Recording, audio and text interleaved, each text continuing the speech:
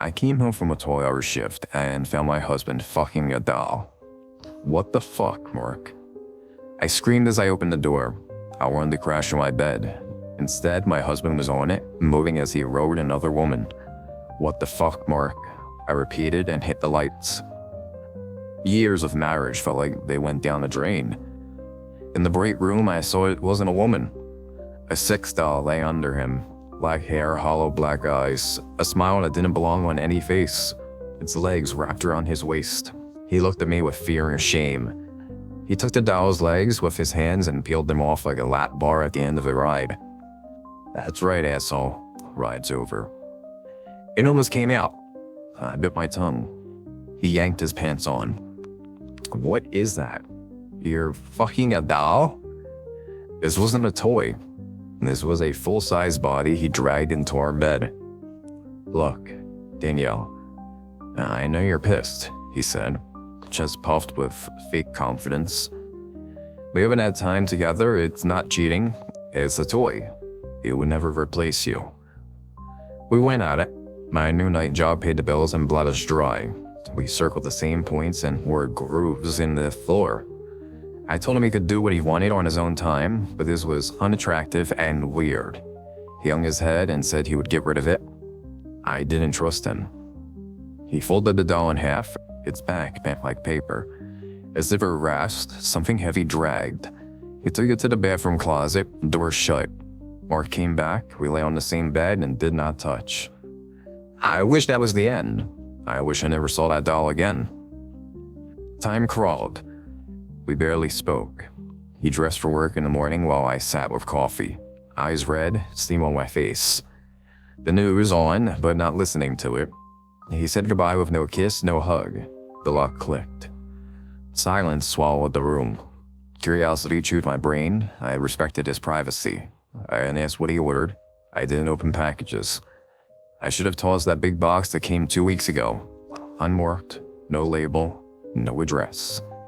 Mark claimed it was his. I shrugged. Trust him, I told myself. Trust. Yeah, fuck trust. Trust is shredded. You can't piece that together. I turned on his computer. Same 4-digit code he used for everything. I wanted to know where the hell he got the doll. Email, nothing. Search history, nothing. Alternate emails, bank account, nothing.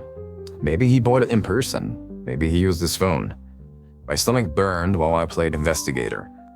I swore I wouldn't cross this line. I kept going. I pictured him walking in on me. Sorry, honey. Forgot my wallet. What the hell? My heart thumped. A bang came from the bathroom closet. Deep, muffled, heavy. I shut up and listened, like a rabbit after a branch snap. Silence. I went to the bathroom and headed toward the closet. My hand closed on the closet knob. I turned and pushed. We still feared the dark. Primitive fear. The unknown. The mind makes shapes. A pile of clothes becomes a head. A sleeve becomes an eye. I saw the outline of a head sticking out of the black square on the floor. I jumped back and gasped, then laughed nervously once. Close. A mess. Get a grip. I hit the closet light. That fucking sex doll lay there with its head sticking out of its case. It grinned widely. Its eyes were black and soulless. Goosebumps climbed my arms. Nausea rolled through me. He didn't throw it away.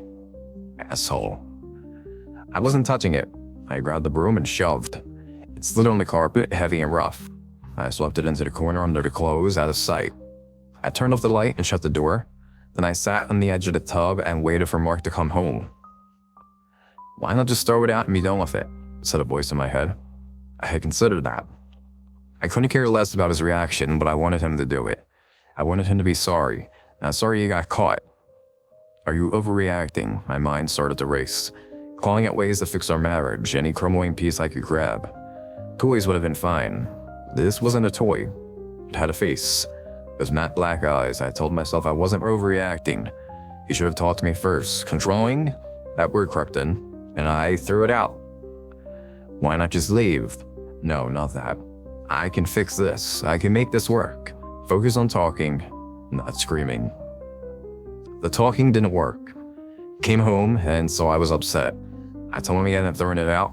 He fired back that he'd been busy. Lame excuse. That lit us up. We argued and bickered. Frustration didn't vent. It fed the fire. In the heat of it, I asked, "Where the hell did you even get that thing?" His face went cold, red to white. He sobbered in front of me. He said, off balance. I raised my eyebrows and waited. "I didn't get it anywhere," he said. "What do you mean?" I said. I didn't accept that. "I mean, it showed up one day. I thought maybe it was yours. No markings, no address." He grew up for the memory like it was a foggy dream. "So you just opened it. An unmarked box shows up and you open it because you're curious," I said. Even if I believed them, opening a box you didn't order was dumb. "I don't know how to explain it," he said. "It was more to curiosity. I wanted to know what was inside. I told myself just a peek. What was the harm? So I opened it." "So you capped it. It wasn't yours and you capped it. And then you fucked it?" I asked. We walked that tightrope back and forth. Part of me wanted to understand. Part of me felt Mark didn't understand himself. He said he had been thinking of getting something similar for a while. We had no time together. In that state, I told myself at least he hadn't cheated. I still felt angry that he hid it and lied about throwing it away. By morning, we landed on shaky middle ground. He could keep the body toy, but it had to stay secure and locked in the bathroom closet.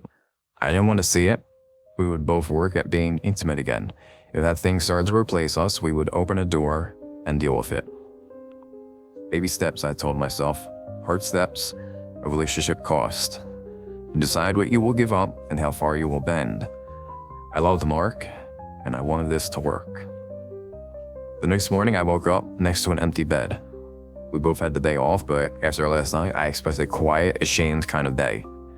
Then, classical music drifted from the kitchen, and pumpkin waffles hissed on the grill. Mark could cook. It took me back to the first night I stayed over in his college dorm. I got dressed and went to the bathroom. As I washed my hands, I saw a long black hair on the counter, hiding in plain sight, not mine. I have brown hair. Mark's is black, but not this long. My eyes went to the closet that connects to our bathroom. I stepped out to ask him, but he slid away. He saw me and tried to keep a smile, holding on like it hung from a cliff. He passed me a plate of pumpkin waffles, eggs, and hash browns. We ate and talked about normal things. The hair and the idea of the doll box behind the closet door slipped out of my head. The smell didn't. A warm, sour, plastic-y smell clung to the hall. Days later, it hits me hardest while I cleaned the tub. A greasy, gray paste filmed the porcelain. Water beaded on it like the surface hated it. I told myself it was dirt from Mark's work. I pulled on a mask and kept scrubbing. The sweet, oily note leaked from the closet seam. I froze. Somebody stood there, an eye pressed to the crack, staring at me. My mind raced with visions of horror. Childhood fear climbed up to my back. I shook it off and wiped the tub in tight circles. When Mark got home, he looked surprised. I had spent the day cleaning and cooking him a fresh meal, apron on, smile fixed. We shared a grin and ate. After we cleaned up, we sank into the couch with drinks and watched mindless TV. I missed this. I missed us. It wasn't about the doll. Our marriage has stretched in over the hours. Moments like these you hold tight. Mark got up to use the bathroom, then came back. The door clicked. I flinched. "Shit, sorry," he said, voice low. He opened the fridge. "Want anything while I'm up?" "Another beer," I said. He handed it to me and we kept watching. I dozed on his shoulder. Sip here, big gulp there. The TV fell to black between commercials and snapped back. The weak lamp put a yellow pool in the room. Each time the picture returned, it flashed my eyes. I drifted towards sleep. A commercial cut to black again. First put, second, that felt like forever. The screen showed the open door behind us. The body stood there, almost door frame tall, the face blurred, but I felt a frown on it, a look like disgust, maybe jealousy. It stared straight at me, its pale silicone skin, eyes flaring, goosebumps climbed my skin. I shivered. The TV came back and filled the room with light. I twisted around. The bedroom door hung ajar. Empty hall. Mark watched me. "Babe, you okay?" "Yeah. Thought I heard something," I said, and let it pass. That night, we made love for the first time in a long time. I'll spare the details, it was good. Mark passed out. I lay awake and watched his chest rise and fall. Maybe we were healing. I slipped out to the bathroom. As I washed my hands, I saw the closet light was on. Strange, but fine, I told myself. The light switch sits inside. I reached for the door and stopped. No line of light leaked from the side. Only a bar of it glowed under the door like something stood flush against the jamb. I ran back and shook Mark awake. Words tumbled out. He didn't argue. We walked to the bedroom together. The light still burned, and this time a thin slice showed at the edge. Nothing blocked it now. He set his hand on a knob and turned it slowly. Nothing. Empty closet. Same as ever. He didn't judge me. I tried to reason through it, but comfort never came back to the house. Over the next weeks, Mark and I got better, but that night stuck to me. The house felt watched. Worse when I was alone. Late on my laptop or in front of the TV, I felt eyes on my neck. Sweat beaded. Goosebumps rose. I snapped around and saw nothing. Piles of clothes shaped themselves into a head peeking out, angry and hiding. I shook it off. I never settled. Maybe paranoia. Maybe not. Some doorknobs ran warm like a hand just let go. I kept finding the same black hair in corners, looped through a belt loop, caught on a sink edge, and the smell got bad. Fishy, plastic, sweet and sour. It lived in the hall outside the bathroom. Our relationship had improved. I brought the doll up in couples therapy. I said it made me uncomfortable. Mark bristled like always. I backed off before it turned into a fight. For the first time though, I saw him go unsure. Confused, almost relieved. Then he closed up again. He said he only used the thing when I was away. He said it was plastic and rubber, nothing more. I believe that, I told myself. I'm trying to believe it. Nothing more than plastic and rubber, I told myself at night. I still woke, gasping, heart running, no dream to blame. I don't know how to tell Mark without sounding crazy. I started misplacing clothes, getting ready for a date at our spot. I reached for my favorite dress and found an empty hanger. Later, I found a dress draped over the bathroom chair. When I did laundry, I pulled a bra I own but never wear. It was clasped on the tightest hook. I don't wear it like that. One strap had stretched longer than the other. The cups felt tacky, a thin oil on the lining. My makeup set, out of order on the counter. The mind finds reasons. I blamed the fatigue that rode me, like something had started to pull me thin. It got worse when I found footprints. White, powdery half-moons crossed the floor. I came home alone while Mark worked a late shift. I stared and felt stupid for standing there. I should have shut the door and called the cops. I didn't. Something held me. Not curiosity, something I can't name, like a hand on my back. I followed the tracks halfway down the hall. I knew where they led, straight to the bathroom closet. They ended at the door. My hand found the knob and froze. Fear, yes, but something else. My mind jumped to the first time I saw that ratchet doll, how it looked at me. I pictured an eye pressed to the crack while an eye slid the lock. In my head, it ran for the closet, flapping like a bad puppet, and slammed the door. I shook it off and pushed. The door stopped with something solid. I pushed harder. It would not move. What the fuck, I thought. I slid my hand into the dark to find the light switch. My fingers touched skin, rubbery, silicone. I jerked back and almost screamed. I raised my phone and hit the flashlight. The beam found the face, black hair, hollow eyes, a deep scowl of hatred in its eyes. The light sat on the face and nothing else. I felt my breath climb. I pulled the door shut and ran to the living room. I called Mark. He picked up on the second ring. Hey babe, on my way. Mark, listen to me. That fucking doll, did you put it up? In its case or whatever? Silence. I paced and stared at our bedroom door. Yeah, I put it up. Why? He said. Tell me now, are you playing some disgusting prank on me? Has this been a prank? More silence. Blood roared in my ears. My body told me to leave. I listened and reached for my shoes. No, I swear. What happened? Where was it? He said. In the bathroom closet, locking the door. Jesus, Mark, it was frowning at me like it hated me. My heart pounded. I heard a soft thump, another. Footsteps. No. Fuck that. I grabbed my jacket and reached for my keys. Gone. I left them in the room. Stupid. Stupid. The bedroom door hung open a finger's width. My mind pulled every trick. The pile of clothes that looked like a person, the baseball cap that looks like a face. A shape stuck out, cut out in the gap. The light clicked on and flickered. The doll looked out at me and smiled like an excited predator. The light snapped off. The door creaked open the rest of the way. I ran. Fuck the keys. I ran and kept running. Soft footsteps came after me. I hit a neighbor's door and pounded. I know them a little. I said there was a break-in. The police came and walked through the rooms in the hall. They found nothing. I told Mark what happened and said I wanted that doll gone or we were done. I had had enough. It took me too long to say it. He didn't get mad. He didn't get defensive. For the first time in a long time, I saw something like the old Mark in his eyes. Empathy. I'm sorry, he said. I don't know what's wrong with me or why I opened that box. I'll throw it out. It's only made you uncomfortable and got in between us. I feel like a piece of shit. The doll was in its case when we got home. I watched Mark take the case. I swear it wiggled as he put it in the trunk. Felt like something inside it pulled against the shell. He shut the trunk.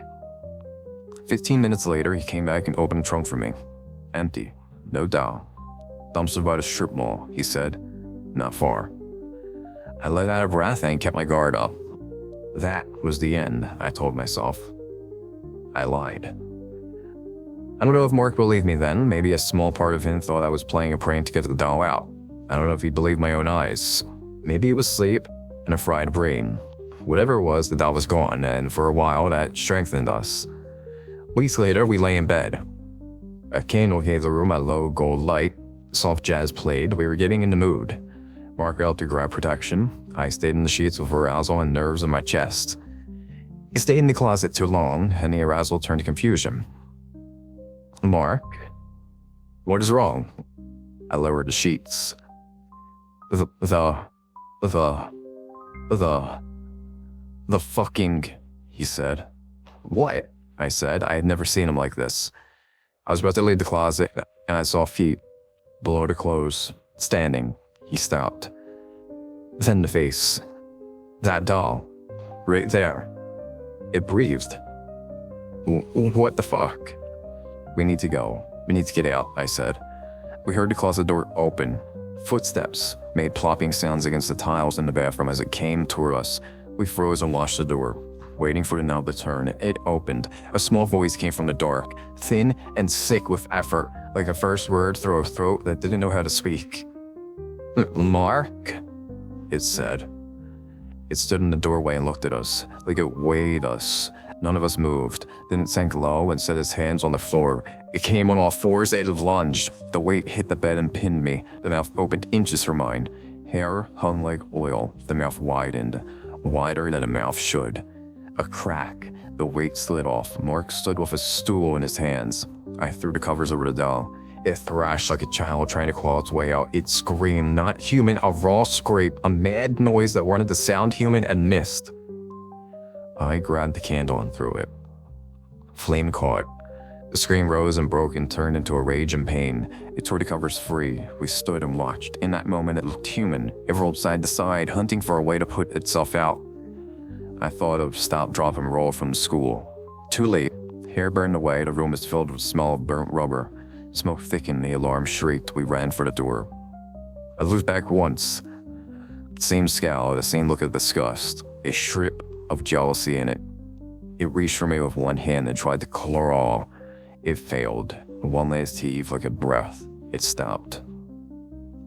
Mark pulled me and we ran. Sirens flew in the distance and came for us. We told him it was an accident. We were experimenting with a doll when a candle caught fire. Awkward, but it covered the truth. They found the thing right where we left it, melted and ruined.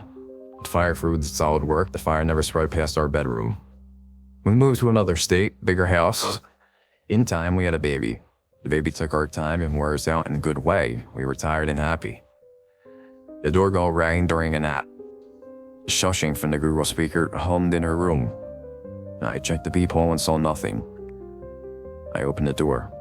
A big box sat on the mat. No label, no mark. My mind snapped back to that first box. Curiosity arose like a beta reflex. My hand went to the tape. I started to lift the flap. My daughter cried and jolted me. What am I doing, I thought. I stared at the box and felt disgusted. I dragged it toward a dumpster and dropped it in. Fuck that.